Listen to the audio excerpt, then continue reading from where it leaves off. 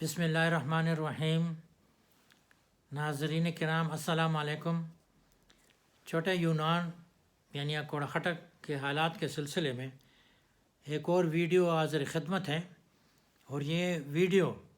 اکوڑا خٹک کے ایک اور مشہور ہستی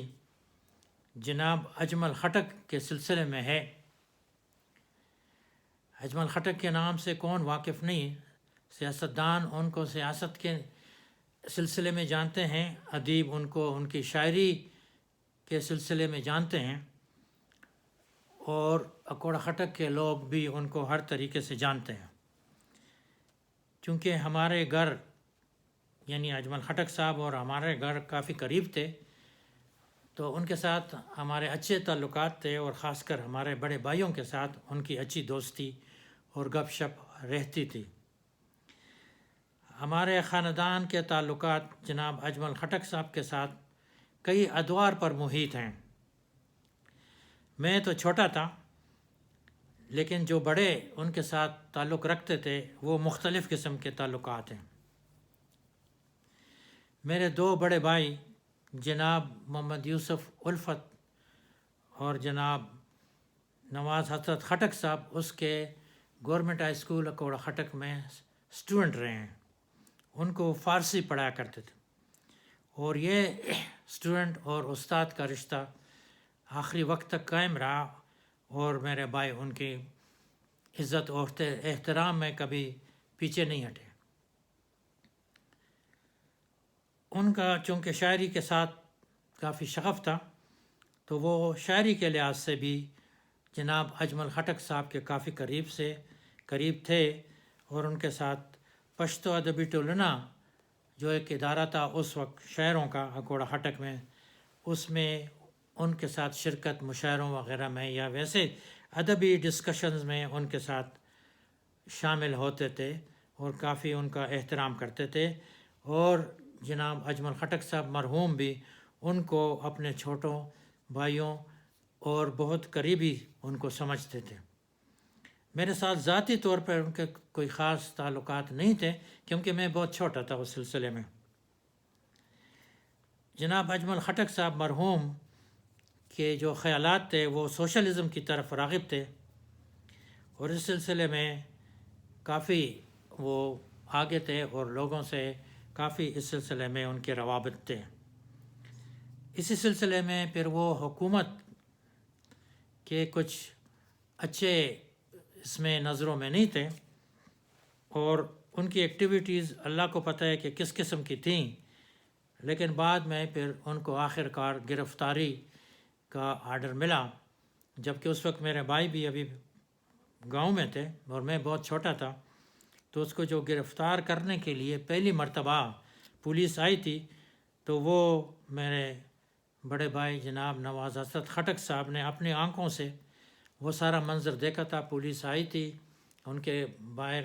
حجرہ تھا، وہاں پہ پہنچے، پھر وہاں سے ان کے گھر گئے، تلاشی لی، اور چونکہ ہمارا ان کے گھر آنا جانا تھا، تو نواز صاحب بھی پولیس کے ساتھ ہی ان کے گھر میں داخل ہوئے۔ ویسے بھی وہ ان کے گھر میں آتے جاتے تھے، کبھی کوئی پیغام لے کے جاتے تھے، کبھی کوئی چیز کا تبادلہ ہوتا تھا، تو وہ اس میں اندر جاتے۔ تو ہمارا ان کے ساتھ کوئی ایسا پردہ وغیرہ نہیں تھا بھائیوں کا، میں تو بہت ہی چھوٹا تھا۔ تو وہ منظر بھائی نے بیان کیا تھا کہ وہ پولیس آئی تھی، ان کے گھر کے وہ تلاشی لی۔ یہ بات مشہور ہے کہ پولیس نے ان کی خواتین کے ساتھ بدسلوکی کی، لیکن بھائی صاحب کہتے ہیں کہ نہیں، میں نے اس قسم کی کوئی بدسلوکی نہیں دیکھی تھی۔ جب پولیس آئی تھی انہوں نے تلاشی لی، خواتین سے پوچھا آپ اس کمرے میں چلے جائیں، آپ اس کمرے میں چلے جائیں، لیکن کوئی بدسلوکی قسم کی کوئی چیز نہیں ہوئی تھی۔ اس کے بعد پھر میرے بھائی پشاور میں شفٹ ہو گئے، بعد میں پھر میں بھی پشاور چلا گیا ملازمت کے سلسلے میں۔ تو اس وقت بھی اجمل خٹک صاحب پشاور میں انجام اخبار میں پشتو صفحے کے ایڈیٹر تھے،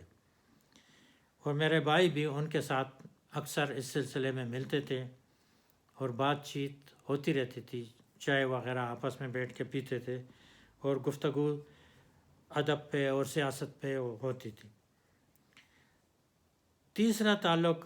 پھر ہمارے والد کے ساتھ تھا، اگرچہ وہ ہمارے والد سے کافی چھوٹے تھے، لیکن چونکہ والد سیاست میں تھے، خدائی خدمتگار میں، اور اجمل خٹک کا رجحان بھی اس وقت نیشنل عوامی پارٹی کی طرف تھا، تو وہ بھی اس سلسلے میں کافی والد صاحب اور وہ اکثر بیٹھ کے بحث مباحثہ سیاست پہ کرتے تھے. یہاں تک کہ اجمل خٹک صاحب جب کافی عرصے کے بعد افغانستان اور روس سے کئی سال گزار کے جلا وطنی کے واپس آئے تو اکوڑ خٹک میں انہوں نے ایک جلسہ کیا جس میں کافی باتیں انہوں نے کیں، اور خاص کر یہ بھی بتایا ہمارے والد صاحب کا نام لے کے، جو جناب ثناء الدین، تو ان کا جو میں نے سیاست جناب ثناء الدین مرحوم سے سیکھی ہے. تو یہ والد صاحب کے ان کے ساتھ تعلقات تھے، اور جب بھی وہ والد صاحب پشاور آتے تھے، میں بھی اس وقت پھر پشاور میں تھا،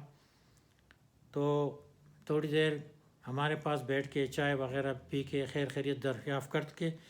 پھر مجھے کہتے چلو نا مجھے اجمل کے گھر لے جاؤ. تو وہ ان عمر میں کافی چھوٹے تھے ہمارے والد صاحب، تو ان کو نام سے پکارتے تھے، اور اجمل خٹک صاحب ان کو ثناء الدین بابا یا ثناء الدین چاچا، غالباً ثناء الدین چاچا یا باچا، جو ہمارے والد صاحب کا ایک قسم کا لقب تھا، اس کو پکارتے تھے، اور آپس میں بہت گہرے تعلقات تھے، اور سیاست پہ کافی وہ ان کی نظر تھی دونوں کی. ایک دفعہ جب وہ ہم پشاور میں تھے، میں بھی اس وقت غالباً ایڈورڈس کالج میں پڑھتا تھا، تو وہ پھر گرفتار ہوئے، کئی دفعہ گرفتار ہوئے ہیں، اور کئی دفعہ پھر چھوٹ کے آ جاتے تھے. تو گرفتار ہو کے وہ مچھ جیل پہنچا دیے گئے. مچھ جیل سے پھر ان کے خط میرے دو بھائیوں کے نام آتے تھے، نواز اسد صاحب اور جناب یوسف الفت صاحب کے نام، چونکہ یہ دونوں ان کے قریب تھے، اسٹوڈنٹس بھی تھے، ان کے ادبی لحاظ سے بھی، شاعری کے لحاظ سے بھی احترام کا رشتہ تھا، تو ان کے نام خطوط لکھتے تھے اور حالات لکھتے تھے. آخر پھر سردیاں آ گئیں، اور مچھ میں کافی سردی ہوتی تھی. ناظرین کو پتہ ہوگا کہ یہ مچھ جیل بلوچستان میں ہے، تو ان کو پھر کسی چیز کی ضرورت ہوتی تو خط لکھ دیتے تھے. ایک دفعہ انہوں نے کہا کہ سخت سردی ہو گئی، مجھے ایک چترالی ٹوپی اور ایک گرم شال اور ایک واسکٹ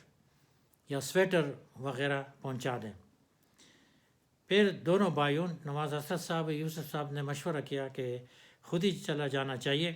اور یہ چیزیں ان کو پہنچا دیں، اگر ڈاک وغیرہ سے بھیجیں گے پتہ نہیں ان کو ملتے ہیں یا نہیں، اور جیلر وغیرہ خود ہی ان کو لے لیں گے، ان سے لے لیں گے، تو خود ہی پہنچانا چاہیے. تو اس مقصد کے لیے پھر مشورہ دونوں بھائی میں یہ ہوا کہ نواز اسد صاحب جو اس وقت ملازم تھے گورنمنٹ کے، چیف اکاؤنٹنٹ آفس کے ملازم تھے، تو وہ اس نے چھٹی لی اور مچھ چلے گئے. اب یہ مسئلہ پیش آیا کہ چونکہ وہ گورنمنٹ کے ملازم ہے، اور وہاں پہ پھر ریکارڈ میں شاید لکھنا پڑے تم کیوں آئے ہو، تم کیا لگتے ہو اس کے، اور تم کرتے کیا ہو. تو اگر میں لکھوں کہ میں گورنمنٹ کا ملازم ہوں تو ہو سکتا ہے میرے خلاف کوئی کارروائی کرے، یا پھر مجھے جانے نہ دیں کہ جاؤ تم رشتہ دار تو ہو نہیں، ملازم ہو تم یا پتہ نہیں کون ہو، ملنے نہ دیں. تو یہ فیصلہ کیا گیا کہ جو ہی خٹک صاحب ملاقات کے لیے آ جائیں جہاں انہوں نے بٹھانا ہے، تو فوراً میں کہہ دوں گا کہ میں یوسف الفت ہوں، وہ سمجھ جائیں گے. اور یوسف الفت چونکہ وہ سرکاری ملازم نہیں تھے، وہ اخبار میں کام کرتے تھے، تو وہ بتا بھی دوں کہ اخبار میں کام کرتا ہوں، اور میرے کزن ہیں جناب اجمل خٹک صاحب، میں ان کو یہ گفٹ دینے آیا ہوں.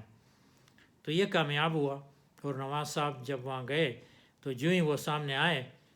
پشتو میں انہوں نے کہا کہ میں یوسف الفت ہوں. اس کی طرف دیکھا اور سمجھ گئے، مسکرائے، کہتے اچھا ٹھیک ہے ٹھیک ہے. تو ان کے ساتھ ان کی اچھی ملاقات ہوئی، اور اس کے بعد پھر چیزیں جو لے گئے تھے اس میں ڈرائی فروٹ بھی شامل تھا، اور وہ چیزیں جو جناب اجمل خٹک صاحب نے مانگی تھیں وہ ساری چیزیں بھی لے کے ان تک پہنچا دی. بعد میں پھر وہ مچھ جیل سے پشاور جیل میں شفٹ ہو گئے تھے، اور پشاور جیل میں پھر وہ بیمار تھے. غالباً مجھے صحیح یاد نہیں ہے، لیکن سنا یہ تھا، میں چھوٹا تھا تو ان سے ڈائریکٹ تو زیادہ بات چیت میری نہیں ہوتی تھی، لیکن سنا تھا میں نے کہ شاید ان کو ٹیوبرکلوسس ہو گئے تھے. اتنی سخت سردی میں مت جیل میں لازمی بات ہے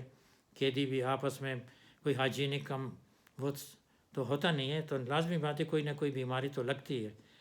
تو غالباً ان کو ٹیوبرکلوسس تھے، پھر علاج کے لیے ان کو لیڈی ریڈنگ اسپتال شفٹ کر دیا گیا، ایک علیحدہ کمرہ دے دیا گیا لیڈی ریڈنگ اسپتال میں،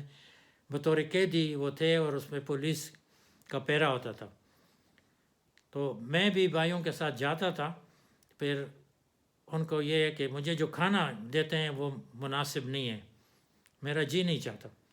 پھر ہم نے فیصلہ کیا کہ چلو کھانا ہم پہنچا دیا کریں گے۔ تو ہماری فیملی تو وہاں تھی نہیں، ہم 3 بھائی رہتے تھے بیچلر، تھوڑا بہت مجھے کھانا پکانا آتا تھا تو میں کوشش کرتا تھا تھوڑا بہت پکا لیتا تھا، اور پھر وہ جیل میں جا کے سارے اسپتال میں ان کے جیل والے کمرے میں جا کے میں پہنچا دیتا تھا۔ اس وقت بیٹھتا جب وہ کھانا وانا کھاتا برتن لے کے میں واپس آ جاتا، تو وہ جو سا بھی میں کھانا بناتا بد مزہ ہوتا یا اچھا ہوتا وہ تعریف کرتے کہ نہیں اچھا کھانا بنایا۔ کبھی کبھار بازار کے کسی کھانے کی وہ کہہ دیتے کہ بازار سے یہ فلاں چیز کباب یا لے آئیں، تو وہ بازار سے لے کے میں پہنچا دیتا تھا، اور وہاں بیٹھا رہتا تھا، بس بات چیت فرضی ہوتی تھی، کیا حال ہے، کیسی پڑھائی کیسی جا رہی ہے، ٹھیک ہے، یہ وہ اتنی باتیں ہوتی تھی، زیادہ نہیں ہوتی تھیں۔ تو یہ ان کے ساتھ ہمارا واسطہ تھا 2 بھائیوں کا اور والد صاحب کا۔ ایک واقعہ جو میرے بھائی نواز اسد صاحب نے مجھے بتایا وہ بھی میں بیان کروں گا، وہ یہ ہے کہ نواز صاحب بعد میں پشتو اکیڈمی میں ایم اے پشتو کرنے کے لیے ایز اے اسٹوڈنٹ داخل ہوئے تھے۔ اس سے پہلے جناب اجمل خٹک صاحب نے بھی وہاں داخل ہو کے پشتو میں ایم اے کیا تھا، اور مولانا عبدالقادر صاحب جو کہ پشتو اکیڈمی کے ڈائریکٹر بھی تھے اور پشتو ڈپارٹمنٹ کے چیئرمین بھی تھے، ان کے اسٹوڈنٹ تھے، تو دونوں ان کے اسٹوڈنٹ مختلف اوقات میں رہے۔ تو مولانا صاحب کے ساتھ بھی اچھے تعلقات تھے، نواز صاحب کے بھی اور اجمل خٹک صاحب کے بھی۔ تو اجمل خٹک صاحب تو بعد میں جیلوں میں تھے، تو نواز صاحب آتے جاتے تھے۔ ایک دفعہ اس نے فون کیا نواز صاحب کو کہ تم آ جاؤ مجھ سے ملو، تھوڑا کام ہے۔ نواز صاحب پھر گئے ان سے ملے، تو اس نے کہا کہ مجھے اس وقت زمانہ تھا ایوب خان صاحب کی صدارت کا، کہتے مجھے ایوب خان صاحب نے میرے ساتھ وہ کیا ہے، رابطہ کیا ہے، اجمل خٹک اس وقت بھی جیل میں ہے، اور مجھے کہا کہ یہ تمہارا اسٹوڈنٹ رہا ہے اجمل خٹک، اور اس بے وقوف کو سمجھاؤ کہ یہ کس طرف تم چلے گئے ہو، چھوڑ دو یہ ساری اپنی نظریات اور اپنی ساری چیزیں، اپنے آ کے پاکستان کے معزز شہری بن جاؤ اور اپنی شاعری کرو، اور ہم تمہیں افغانستان میں پاکستانی سفارت خانے میں ایک بہت اچھا عہدہ دے دیتے ہیں۔ اس عہدے کا مجھے اب یاد نہیں کہ عہدے کا نام بتایا کہ نہیں بتایا، لیکن بڑے عہدے تو یا تو سفیر کے ہوتے ہیں، یا پھر وہاں کونسلر کا عہدہ ہوتا ہے، یا اتاشی کا عہدہ ہوتا ہے۔ تو شاید ان 3 عہدوں میں شاید انہوں نے ان کو آفر کی کہ آپ چھوڑ دیں، اور اس سے نیچرلی پھر جیل سے بھی رہا ہو جاتے اور یہ قبول کر لیتے، تو سفارت خانے میں جا کے افغانستان میں پاکستانی سفارت خانے میں چلے جاتے۔ لیکن پھر نواز صاحب نے یہ پیغام پہنچا دیا جناب اجمل خٹک صاحب کو۔ اجمل خٹک اس نے کہا، وہ مسکرائے، اس نے کہا کہ مولانا صاحب کا شکریہ ادا کریں، اس کو کہو کہ مولانا صاحب چھوڑو یہ باتوں کو، مجھے جو میں کرنا ہے مجھے کرنے دیں۔ تو یہ راستے ہمارے پاس جناب اجمل خٹک مرحوم صاحب کے لیے، جو کہ ہمارے گاؤں کوڑا خٹک یعنی چھوٹے یونان کی ایک مشہور ہستی تھی، گزر گئی، اللہ تعالیٰ ان کی مغفرت کرے اور جنت فردوس میں جگہ دے۔ بہت شکریہ، ویڈیو کو لائک کریں اور سبسکرائب بھی کریں۔ خدا حافظ۔